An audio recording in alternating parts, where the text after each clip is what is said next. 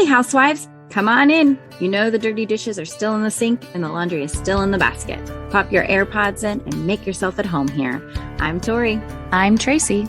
And we are your Unlikely Housewives. Stepping out in faith and believing that God calls the unlikely, we are here to show you the appreciation and validation you deserve, lead you to authentic relationships, and release you from believing the cultural lies to restore your faith and wellness. Pull up those high-waisted yoga pants, tighten your top knot, and reheat your coffee for the third time today.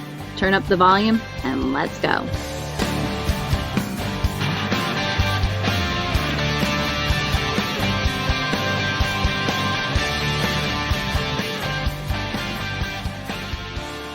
Hey, housewives. Hey, friends. We are so excited. It is 2022. We are in the middle of it now, and this is good, right? We are doing all the things to start a new year fresh and just feeling like this year's going to be different, right? Exactly. Or not at all.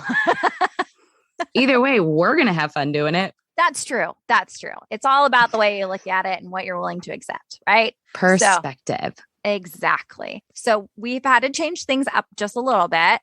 We're actually recording separately. This is the first time. So it's a little weird for us just seeing each other's faces and not being next to each other, so bear with us. It's still going to be great. We just don't have that energy and that feeling of being so tightly squeezed in a closet together. That's true. That's true. I'm a little bit colder with you not next to me. I know. The body heat really helps. My closet is a lot warmer than yours, so I'm better. That is true. That is true. So today we're talking about the unhealthy headspace. Now, before you think about wait, didn't we just talk about this on Detox Download? We're going to go a little bit more into depth about the mental side of the detoxing, but we are going to give you a great word to remember everything by: toxic. But before we go into that, let us read our weekly review. Yeah, so we'd love to highlight MB Little. The review is real and relatable. She says, love listening to these two ladies share their hearts and do what God has called them to do. Honest, transparent, and inspiring, as they shared what so many others are already thinking but afraid to admit or talk about in public. Looking forward to many more episodes. So thank you, MB Little, for sharing your review with us. And again, if you want to be highlighted on one of our episodes, drop us a review on Apple. Yes, thank you so much. All right, let's talk. All right, toxic. Exactly. It makes me think of the Britney Spears song. Anybody else, 90s kids, that toxic, you're going to have that song playing in the back of your head all day. All right, so let's break it down. The first letter is T. And T is for talk, self-talk, that is. Yes. Yep. Negative self-talk. I mean, we would love for it to be all positive, but we are two women who understand that is not always the case. We tell ourselves stories, sadly. Exactly. Well, when we look in the mirror, there's absolutely a story there. And we tell ourselves things over and over and over again. And it doesn't mean that it's necessarily true. But we accept it as truth.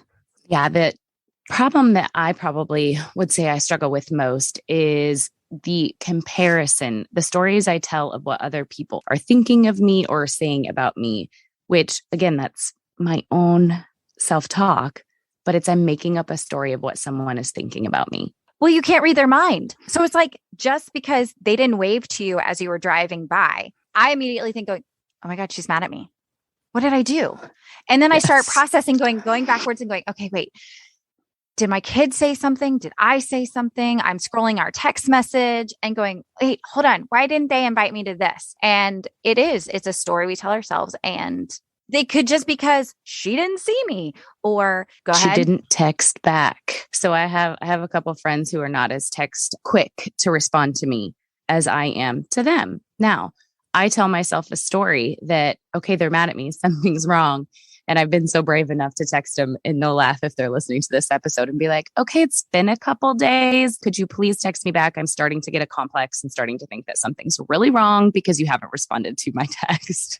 I know people, I mean, you've seen the memes of people going, oh, I responded to you in my head. Well, those of us that didn't get the response in our head, we're going, You are mad at me. You don't like me, or there's something else that's wrong. Oh, yeah. Or when you see the three little dots after you send the text message and then nothing comes through and you're like, wait, what they write? That one messes with your head too. So we're talking about being aware, being more aware of what the story you're telling yourself, the self-talk that you're talking about. So now as we move on, we're talking about occupation. How do you mentally prepare for work? What is your mindset towards your job? I really want to just say that when we get to this point of we're talking about the unhealthy headspace, we're taking out the trash, the goal with this and the goal with self-talk. And then now we're on to occupation. The goal with this is to help you move into this year feeling more fresh, positive, and encouraged about each of these. Like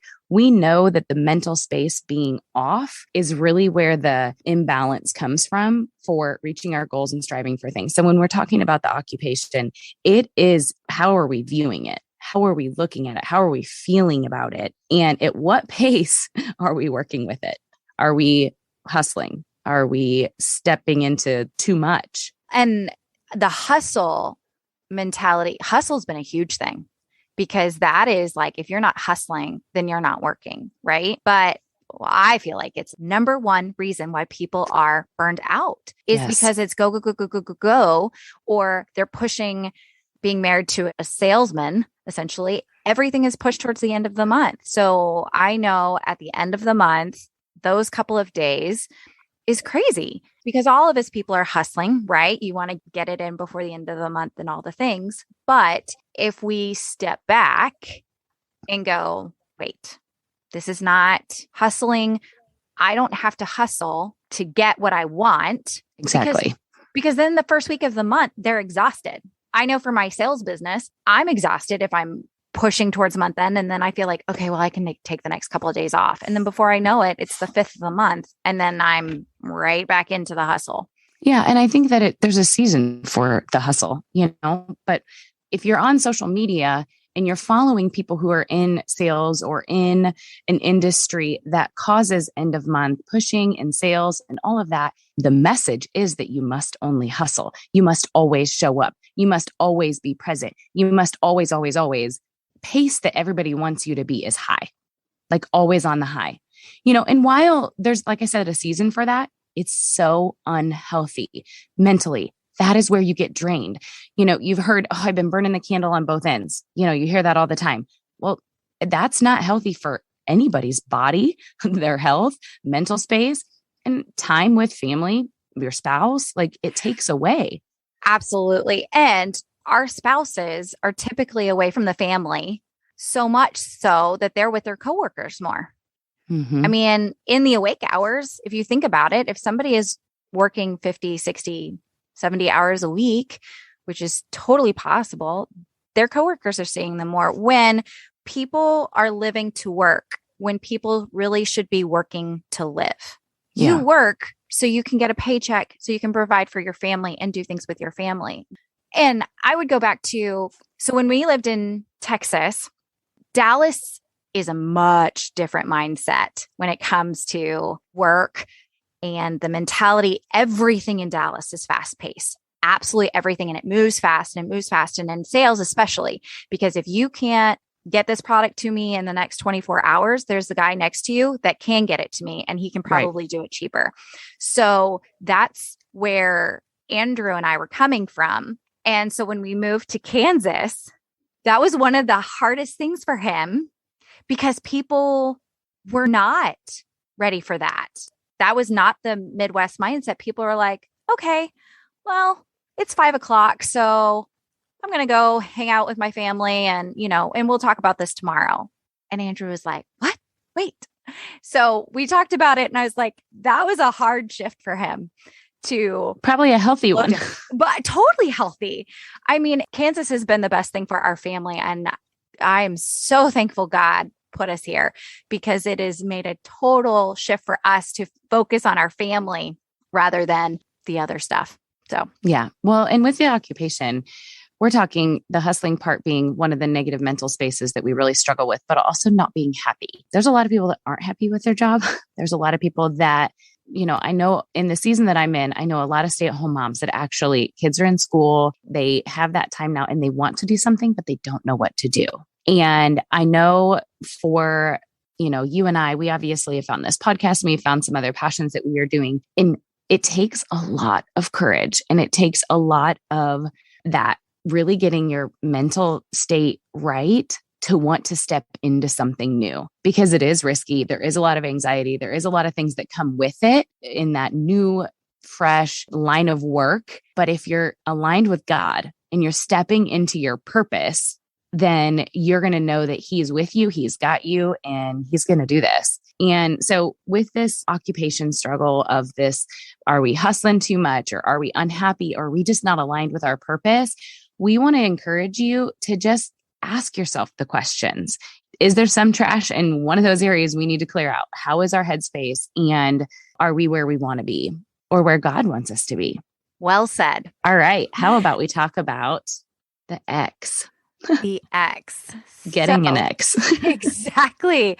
Who do you need to ask to exit out of your life? So this is more about like, what relationships are the ones that when they call, you're like, oh, I don't want to do this.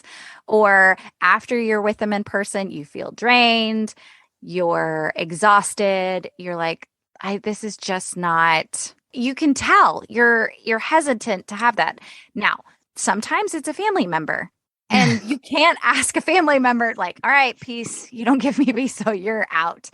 No, but you can be intentional about the boundaries that you set. And when you have that, knowing and going into that situation going, this is a temporary situation and I'm just going to handle this while I'm here with them, but I'm leaving this all at the door and I'm going to walk away from this without all of that trash with me. And I think there's seasons of our lives where, and I say this all the time, seasons, but there are people that come into your life for a certain season to help you in new motherhood or, in preschool or obviously as a teen. Like there are, as you're walking through different things, there will be people that come into your life for that season. But as you move on, sometimes they don't stay with you, but you have that like guilt feeling or something, or that you're worried about, why do I feel this all the time? Why is this lingering with me about this person? When you just need to say, thank you, God, for that person at that time. Now I'm moving on. Like they're just not for you right now.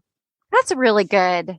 Because I know that women feel that like that best friend, there's lots of women that have like 20 best friends, right? But if we were to look at it, some of those people are just for our, like you said, a season. And then you get to the negative self-talk and go, why aren't they calling me anymore? Blah, blah, blah. But you're right. And that was really good because I have that where and I think, because we moved, there are people that you're like, wait, I don't hear from you anymore. And we were together every single day. And then I got into that self-talk of like, well, maybe I wasn't important enough to them when I lived there. Maybe I wasn't, maybe that relationship didn't mean enough. Well, guys, like we had to move on and make new friends for where we are. And some of those relationships had to go. The ones that last are the ones that check in on you and vice versa. Like having 4 kids, this is a level of, I have many relationships that come and go often. And that is because I have 4 kids, 2 boys, 2 girls. You have those like gender relationships. I know more of the boy moms in the boy class. I know more of the girl moms in the girl class, but it doesn't mean that I can't be friends with the boy moms in my daughter's class. It just takes more time, so as you're working on relationships and you're finding the ones that align with you and your children and your marriage, because let's be honest, there are some friendships that maybe the spouses don't get along or they don't connect or see eye to eye. That makes those relationships harder, right? And it doesn't mean that these people are necessarily toxic. Like, I just want to redefine that. Like the X is really just like, who has some mental space that you're allowing to stay there, but doesn't need to be there because they bring you guilt or they're shaming or there's some anxiety or stress, or the friends that you try to connect with and you're like, hey, let's get together. And then they're constantly canceling plans. Like that happens a lot. The commitment that you and I were talking about that earlier about, I feel like it's really been in the last 10 years. It used to be when we said a group of us were going to get together. Okay, here's girls' night. This is where we're going. This is what we're doing. It would be those people who said, because I think that was just a mentality that you said you were going to do something, you do it. But now I feel like people are more lenient to let it go. Like, oh, it's 30 minutes before the event, but I'll just text her and tell her I'm not coming. I want to teach my girls that when you say you're going to do something or go to something, you're going to go. It's like we have the commitment with sports. Our girls are in gymnastics. We've talked to one of them and I said, if you don't want to do gymnastics anymore, that's fine. You're going to finish the season because that's your commitment and you have a team that's relying on you and you are going to do this. Then afterwards, then we don't have to do it anymore. But just that I'm not going to pull her just because she decides, no, I don't want to do this anymore. Well, no, you're going to follow through with your commitment. So I feel that that's a really good point. The next one is the big one. For inner belief. What are you believing about yourself? Now, this is a little bit different than the negative self-talk, the stories that you're telling yourself. This is more about, do you know who you are, your identity in Christ? So do you really fully accept that you are loved, that you are chosen, that you are a child of the one true King? Like that really needs to be a solid inner belief for you. Yeah. And that you have a purpose where you are right now in what you're doing. And when this topic came about, I mean, we know we both struggle with just this toxic environment where people, like what we're dealing with our work, our self-talk, all this comes in. And the inner belief, like I feel like this I is really the center of it all. Like, do we feel like we're enough for where we are? Do we feel like overthinking is one of my greatest weaknesses? And I overthink, should I be doing this? Is this aligned with something that God would want me to be doing? When we started this podcast, I mean, we joked that you were ready to do it within you're like, let's buy a microphone and start talking. And I'm like, no, I got to think about this. I got to pray about this. I mean, I overthought to a point of going, yes, God, I will be obedient. I'm doing this. Right. But then on the extension of that, when you tend to overthink, like some people do, especially in our society, you talk yourself out of things. You overthink so much. You're like, yeah, I've thought about this too much. Must not be it. I'm out. Or it's the fact that when you're thinking, you're caring more about what others think of you than what you have been called to do. This podcast is an example of, yes, there is absolutely a feeling after we submit and it goes live of, oh my gosh, what did I say? Am I going to upset anybody? Am I going to offend anybody? And that is a huge thing that why I absolutely will probably more than once stick my foot in my mouth. Let's be absolutely clear about that. In the larger scheme of things, I know that this is where God wants me. And I pray about what I'm going to speak and what I'm going to say. And Lord willing, that's what comes out of my mouth. Yes. Well, and as a people pleaser, you're talking about, we worry about what people think. Like I'm an Enneagram 2. I am a people pleaser. And I will say I am a recovering people pleaser because I'm not attached to it anymore. Like I'm not in this space of I can't do something because I'm afraid of what people are going to think of me. Like I'm still thinking about it. I always will. It's how God made me. And I think that is like the softer side of me is I'm always thinking about other people when I do things, when I say things, to the point that it's a gift, but it's also my greatest struggle. So I have to find that balance. And really that's what we want for you guys in this. Where does your inner belief lie? Is it solid of, okay, I am a daughter of the King. I have a purpose here. I can help and be everything my children need me to be, everything my spouse needs me to be. Like, do you believe those things? And if that's not what you believe, and those are the things that you're not telling yourself, when we give you a call to action at the end of this call, that's the letter you start with. Yes. Because the inner belief is the center of all of this. Absolutely. Last one. C. The big C. The big C. For consumption. That could mean so many things right I know. now. That's why I had to speak it so fast. Oh, goodness. Consumption. What are we consuming? What are Woo. you consuming mentally and visually? Okay. So this is, what are you reading? What are you looking at? What are media is one of them, obviously. Are you listening to things that are encouraging you or things that are making you fearful or that are stressing you out, that are making you anxious? Like that is not a good feeling. Also, are you watching, reading something that is not good for your spirit? I want to tell just a short story here because it's kind of funny, but it's also one that I think moms can relate to. I don't know if anyone grew up watching soap operas, but I did. I loved them. Every now and then I like to turn it on because I can catch up. In one where show. I was 15 years ago in one show. But I did grow up watching them. And when I was in college, I would actually work my schedule around being able to be in my room at 11 a.m. Central Time so that I could catch As the World Turns, maybe The Guiding Light. There were some other, Bold and the Beautiful, maybe I think was in there. I mean, you guys, I loved my soap operas. Young and the Restless. Sorry, I just had to throw that one. That's actually what I meant to say too. Young and the Restless was one of my favorites. Okay, I'm grieving that a little bit, but it's healthy. I really am serious about this. So I watched it so much that my DVR was set. And in those beginning early years of being married and having babies, I would sit and watch them. I would catch up on them. I'd watch them for a couple hours. And then before you knew it, I'm going, why isn't my husband like that?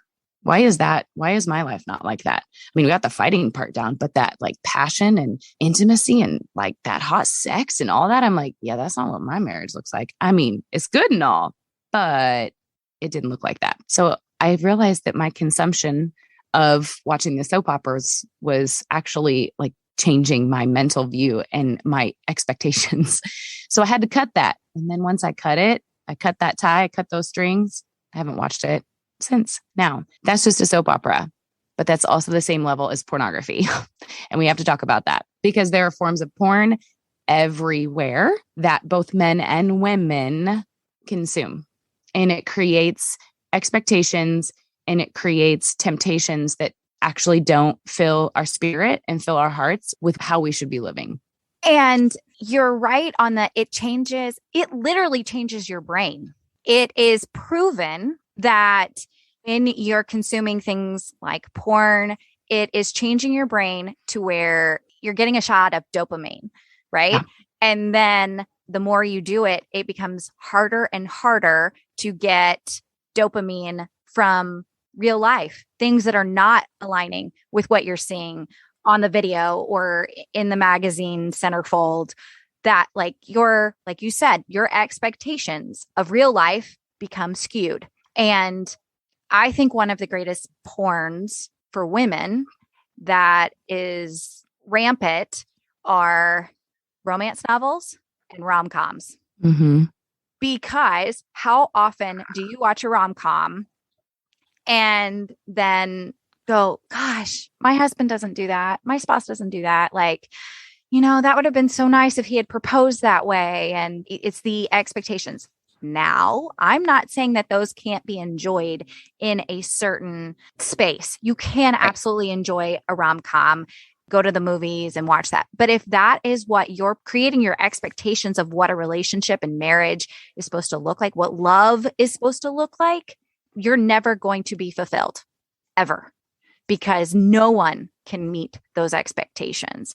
I think exactly. Do you remember the season where everybody was reading 50 Shades of Grey? Oh yeah. That was a huge thing for women in a season. I think women wanted to watch it or read it because everyone else was talking about it. You felt left out if you didn't. I never did, but I will say it's that, take it to the next level of social media. When something is shared of like, oh, this is really good. You're like, oh, I want to check it out too. Like there are certain shows that go viral on Netflix or wherever because someone said, go watch it. Right. So whether or not it has that same dopamine like attachment to it as porn or 50 Shades of Grey or all of those, like that's how stuff gets spread, is that media. And you attach yourself to some of those things because you're like, ooh, this is something I'm missing in my life, or this is some feeling that I'm not getting in my real life. So I'm going to watch this so that I can feel that. And those are the areas where, okay, we have to balance our consumption.